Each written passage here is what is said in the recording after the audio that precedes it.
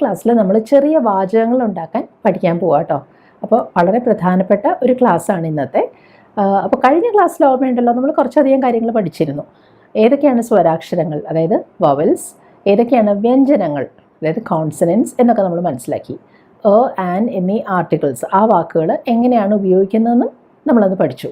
അതുകൂടാതെ this, that, these, those എന്നീ വാക്കുകൾ ഉപയോഗിച്ച് അടുത്തിരിക്കുന്നതോ അല്ലെങ്കിൽ കുറച്ച് അകലെയുള്ളതോ ആയ വസ്തുക്കളെ പറ്റി അല്ലെങ്കിൽ ആളുകളെ പറ്റി എങ്ങനെയാണ് പറയുന്നതെന്നും നമ്മൾ മനസ്സിലാക്കി അല്ലേ. ഇന്നത്തെ ക്ലാസ്സിൽ നമുക്ക് കുറച്ചധികം വാചകങ്ങൾ ഉണ്ടാക്കാൻ പഠിക്കാം. അപ്പോൾ പറ്റാവുന്നത്ര പ്രാക്ടീസ് ഇതിൽ തരാൻ ഞാൻ ശ്രമിച്ചിട്ടുണ്ട്. പക്ഷെ ഒരു കാര്യം കേട്ടോ, നിങ്ങളിത് കണ്ടു കഴിഞ്ഞിട്ട് വീണ്ടും വീണ്ടും ഈ വാചകങ്ങൾ പറഞ്ഞ് പ്രാക്ടീസ് ചെയ്യണം. അപ്പോൾ എത്രമാത്രം നിങ്ങൾ പറഞ്ഞ് പ്രാക്ടീസ് ചെയ്യുന്നു എന്നുള്ളതിനനുസരിച്ചിരിക്കും എത്ര വേഗത്തിലാണ് നിങ്ങൾ ഇംഗ്ലീഷ് പഠിച്ചെടുക്കുന്നത് എന്നുള്ളത്. അപ്പോൾ നമുക്ക് തുടങ്ങാം. പലപ്പോഴും നമുക്ക് നമ്മളെപ്പറ്റി തന്നെ സംസാരിക്കേണ്ടി വരാറുണ്ടല്ലേ. നമ്മൾ ഏത് അവസ്ഥയിലാണ് അല്ലെങ്കിൽ നമ്മൾ എന്ത് ചെയ്തുകൊണ്ടിരിക്കുകയാണ് എന്നൊക്കെ നമ്മൾ പറയാറുണ്ട്. ഇതേപോലെ മറ്റുള്ളവരെ പറ്റിയും പറയേണ്ടി വന്നേക്കാം. അപ്പോൾ ഇങ്ങനെയുള്ള കാര്യങ്ങൾ എങ്ങനെയാണ് എളുപ്പത്തിൽ നമുക്ക് പറയാൻ പറ്റുക ഇംഗ്ലീഷിൽ എന്ന് നമുക്ക് മനസ്സിലാക്കാം. അപ്പോൾ ആദ്യം ഏറ്റവും സിമ്പിളായിട്ടുള്ളൊരു കാര്യത്തെ പറ്റി പറഞ്ഞു തുടങ്ങാം. നമ്മുടെ പേര് നമ്മൾ പലപ്പോഴും പറയേണ്ടി വരാറില്ലേ, അതെങ്ങനെയാണ് പറയാൻ നോക്കാം. അപ്പോൾ എനിക്കിപ്പോൾ പറയാം, എൻ്റെ പേര് സോണിയ എന്നാണ്. അല്ലെങ്കിൽ അതിലും എളുപ്പമായിട്ട് പറയാം, ഞാൻ സോണിയ ആണ് എന്ന്. അപ്പോൾ ആ സെൻറ്റൻസ് വെച്ച് നമുക്ക് തുടങ്ങാം. അപ്പോൾ അതാണ് ഞാൻ ഇവിടെ എഴുതി കാണിച്ചിരിക്കുന്നത്, ഞാൻ സോണിയ ആണ്. ഇതെങ്ങനെയാണ് ഇംഗ്ലീഷിൽ പറയുന്നതെന്ന് മനസ്സിലാക്കാം. അപ്പോൾ മലയാളത്തിൽ സെൻറ്റൻസ് തുടങ്ങിയത് ഞാൻ എന്ന വാക്ക് വെച്ചാണ് അല്ലേ. അപ്പം ഞാൻ എന്നുള്ളതിന് ഇംഗ്ലീഷിൽ ഐ എന്നാണ് പറയുക. അപ്പോൾ നമുക്ക് ഐ വെച്ച് സെൻറ്റൻസ് തുടങ്ങാം. പിന്നെ മലയാളത്തിൽ ഞാൻ എഴുതിയിരിക്കുന്നത് കണ്ടോ, ഞാൻ സോണിയ ആണ്. അപ്പോൾ ഈ ആണ് എന്ന് പറഞ്ഞ വാക്ക് ആ ഒരു അവസ്ഥയെ കാണിക്കുന്ന വാക്കാണ്. അപ്പം അതിന് പകരം നമ്മൾ ഇംഗ്ലീഷിൽ എന്താ പറയുക? നമുക്ക് പറയാം ഐ ആം സോണിയ. അപ്പോൾ സോണിയ ആണ് എന്ന് മലയാളത്തിൽ പറഞ്ഞെങ്കിൽ നമ്മൾ ഇംഗ്ലീഷിൽ പറയുക ഐ കഴിഞ്ഞിട്ട് ആം സോണിയ എന്നാണ്. അപ്പോൾ നിങ്ങളുടെ പേര് ബിന്ദു എന്നാണെങ്കിൽ എന്ത് പറയും? I am Bindu. നിങ്ങളുടെ പേര് സാം എന്നാണെങ്കിൽ ഐ ആം സാം. ഇനി അടുത്തത് ഞാൻ പറയുന്നത്, ഞാൻ ഒരു അധ്യാപികയാണെന്നാണ് കേട്ടോ.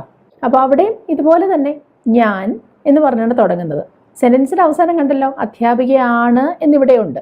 അപ്പോൾ ആദ്യത്തെ ഭാഗം നമുക്ക് എളുപ്പമായിട്ട് പറയാം, ഐ ആം. ഇനി ഒരു അധ്യാപിക. അപ്പോൾ കഴിഞ്ഞ ക്ലാസ്സിൽ പറഞ്ഞ ഓർമ്മയുണ്ടല്ലോ, ഈ ഒരു എന്ന് നമ്മൾ മലയാളത്തിൽ പറയുമെങ്കിലും ഇംഗ്ലീഷിൽ നമ്മൾ വൺ എന്ന് പറയില്ല, അല്ലെങ്കിൽ ആൻ ഉപയോഗിക്കാം.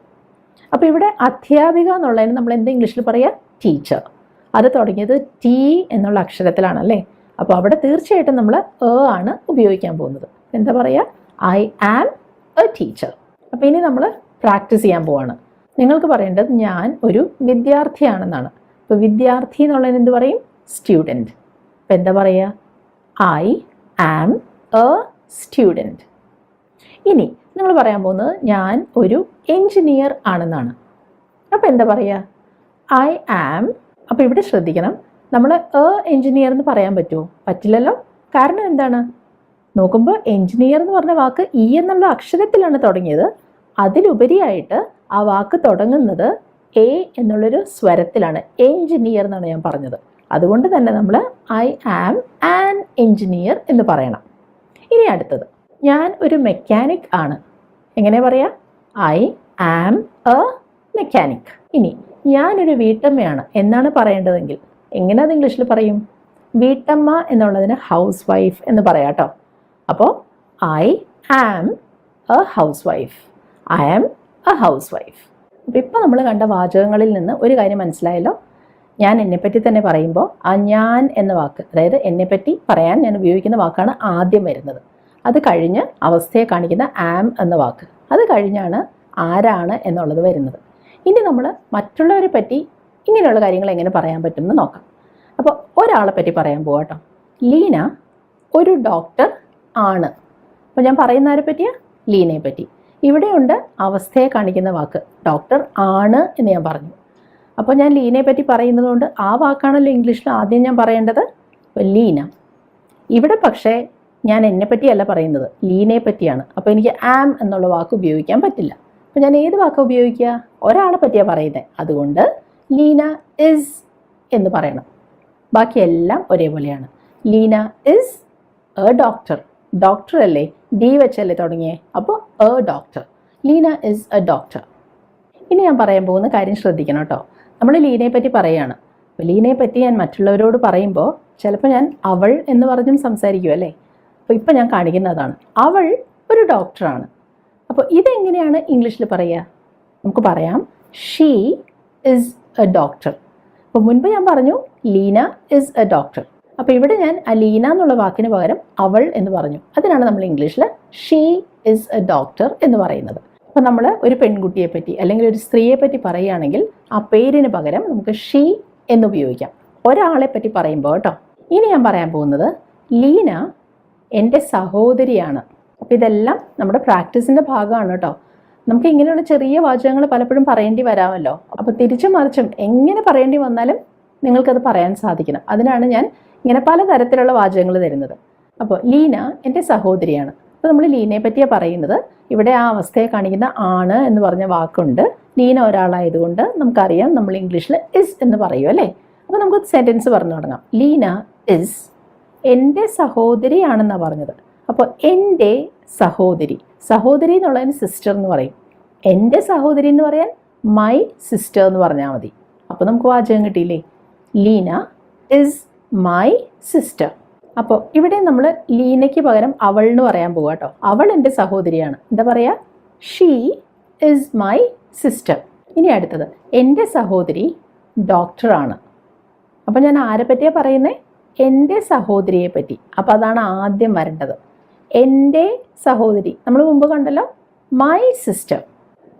ആണ് എന്നുള്ള അവസ്ഥയെ കാണിക്കുന്ന വാക്കിന് വേണ്ടി ഇസ് പറയണം അല്ലേ. മൈ സിസ്റ്റർ ഇസ് ഡോക്ടറാണെന്നാണ് പറഞ്ഞത്. പക്ഷെ മലയാളത്തിൽ ഞാൻ ഒരു ഡോക്ടറാണെന്ന് പറഞ്ഞിട്ടില്ല. മലയാളത്തിൽ അങ്ങനെ ഒരു ചേർത്ത് പറയണം എന്നില്ല. പക്ഷേ ഇംഗ്ലീഷിൽ നമ്മൾ ഒരു വ്യക്തിയെ പറ്റി അല്ലെങ്കിൽ ഒരു വസ്തുവിനെ പറ്റിയാണ് പറയുന്നതെങ്കിൽ നമ്മൾ സാധാരണ എ അല്ലെങ്കിൽ ആൻ ഉപയോഗിക്കും. അപ്പോൾ ഇവിടെ എന്ത് പറയും? My sister is a doctor. അപ്പോൾ അവിടെ നമുക്ക് അവൾ എന്ന് പറയണമെങ്കിൽ എന്ത് പറയും? മൈ സിസ്റ്ററിന് പകരം ഷീ പറയും. She is a doctor. അപ്പോൾ കൂടുതൽ പ്രാക്ടീസിന് വേണ്ടി കുറച്ച് സെൻറ്റൻസസ് ഞാൻ തരിക. അർജുൻ ഒരു ഗായകനാണ്. അപ്പോൾ ഗായകൻ എന്നുള്ളതിന് സിംഗർ എന്നാണ് പറയുക. അപ്പോൾ നമ്മൾ പറയുന്നത് അർജുനെ പറ്റിയാണല്ലോ, അത് വെച്ച് സെൻറ്റൻസ് തുടങ്ങാം. Arjun is A singer. അപ്പോൾ മലയാളത്തിൽ നമുക്ക് അർജുൻ എന്നുള്ള വാക്കിന് പകരം അവൻ അല്ലെങ്കിൽ അയാളെന്ന് പറയാമല്ലോ. ഇംഗ്ലീഷിൽ എന്ത് പറയും? He is A singer. മുൻപ് നമ്മൾ കണ്ടല്ലോ, ഒരു സ്ത്രീയെ പറ്റി അല്ലെങ്കിൽ ഒരു പെൺകുട്ടിയെ പറ്റി ഷീ എന്ന് പറഞ്ഞു. ഇവിടെ ഒരു പുരുഷനെ പറ്റി അല്ലെങ്കിൽ ഒരു ആൺകുട്ടിയെ പറ്റി പറയുമ്പോൾ ഹീ എന്നാണ് പറയുക. He is A singer. ഇപ്പം നമ്മളിവിടെ കണ്ട കുറച്ച് സെൻറ്റൻസസ് ഞാനിവിടെ എഴുതി കാണിക്കാം കേട്ടോ. Leena is a doctor. Arjun is A singer. He is A singer. She is A teacher. അപ്പോൾ ഇവിടെ എല്ലാം ഒരേപോലെയല്ലേ വാചകങ്ങൾ വന്നത്? ആദ്യം നമ്മൾ ആരെ പറ്റി പറഞ്ഞോ ആ വാക്ക് വരും. അത് കഴിഞ്ഞ് ആ അവസ്ഥയെ കാണിക്കുന്ന വാക്ക് പറയുന്നു. അപ്പോൾ ഒരാളായതുകൊണ്ട് നമ്മൾ ഇസ് എന്നാണ് പറയുന്നത്. അത് കഴിഞ്ഞ് അവരാരാണോ അത് പറയുന്നു. അപ്പോൾ ഇപ്പോൾ നമ്മൾ എങ്ങനെയാണ് വേറൊരാളുടെ ജോലിയെ പറ്റി പറയുന്നതെന്ന് മനസ്സിലാക്കി അല്ലേ.